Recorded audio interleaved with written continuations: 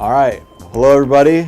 It's Friday afternoon, which means it's time once again for the Facebook Live updates from your friendly ASBA government relations staff. It's been an interesting week, a little cooler. Got some rain here in Phoenix. It was nice. Unfortunately, it rained on Lee at the Love Rally, but we'll get to that.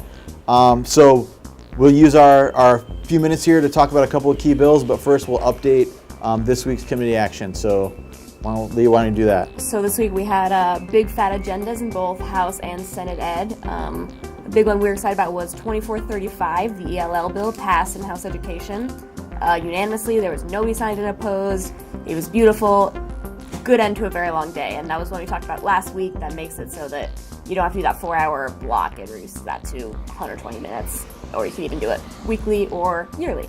So that was a good bright spot in the week for us. Breaking the kids out of 4-hour block jail. Yeah, that was solid. And so this week was the deadline to hear any new bills in the original House, so everything that will exist this session already does. Some of our bills have appropriations hearings next week, so we'll keep posted on those, but next week will be nothing new for us, so that'll be great. Yeah. All right. Yeah. Speaking of next week, a little schedule change. It's like I wouldn't call it halftime, more like third time. Yeah. But a little bit of different schedule next week. So, Gabe, why don't you run us down the schedule? Alrighty. Hello, everybody.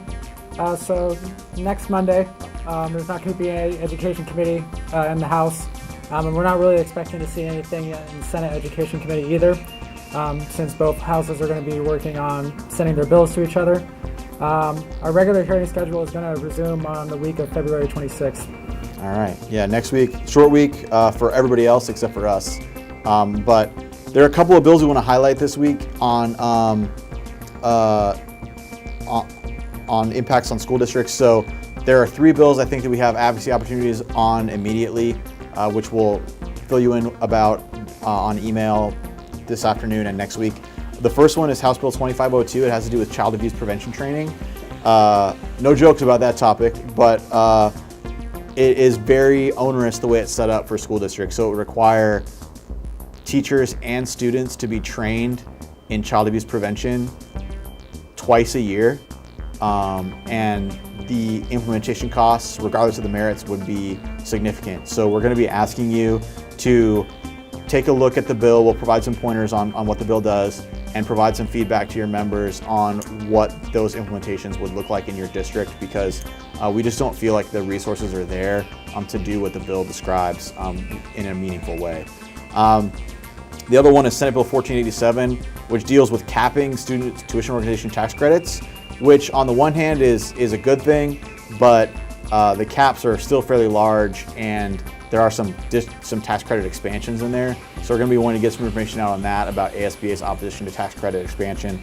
And then finally, Senate Bill 1378, which forces school districts to disclose in their pamphlet the total per student revenue amount on bond and override pamphlets. So it would say whatever it is, the $9,500 number that likes to get bandied about.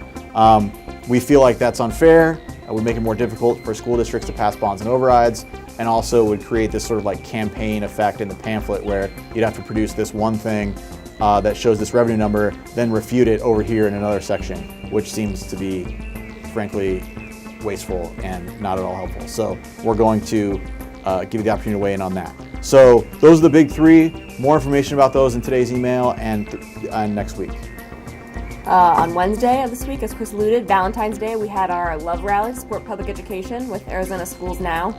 Unfortunately, it was wet and cold and rainy, so not quite as robustly attended as we would have hoped, but we had the Cedar Trappist High School band, really killed it.